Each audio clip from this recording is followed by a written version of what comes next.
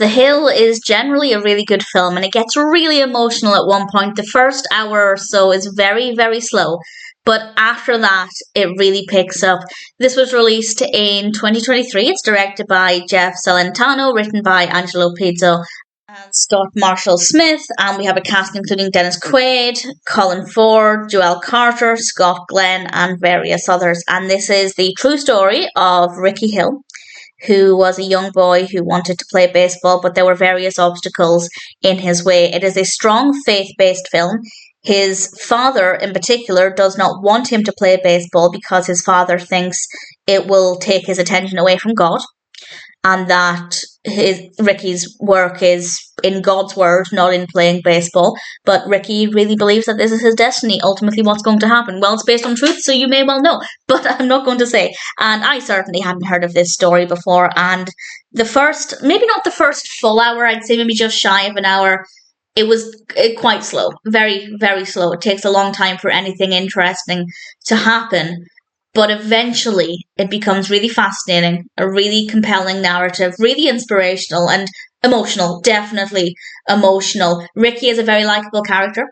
Yes, it was very slow for a long time, but following Rickey's journey was still quite a nice experience, so it wasn't too tedious to get to the point when things became more interesting. I don't know anything about Rickey Hill as an individual, so I have no idea how accurate this is to the true story or the true character. If anybody has any thoughts on that, please feel free to share. But certainly within the context of the film, I enjoyed getting to know the individual, getting to know his personality and his character, and certainly it was very easy to connect with him emotionally.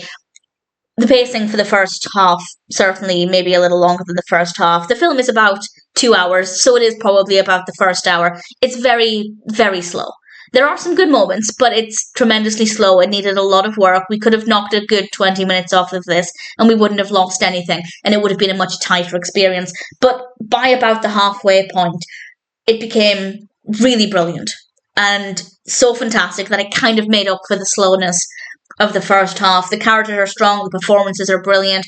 Visually, it looks great. We have good camera work, lighting, music. Everything about that is absolutely fine. And ultimately, I came away from it feeling really satisfied with the experience. I thought it worked very, very well, and I don't really have any complaints outside of the pacing. We also have Jesse Berry as young Rickey, who I thought gave an amazing performance. Again, I don't know how accurate the character is or how accurate the childhood is to Rickey's true childhood, but in the context of the film, it was very, very effectively done. So all things considered, if you like baseball films, I think you'll find this to be really enjoyable.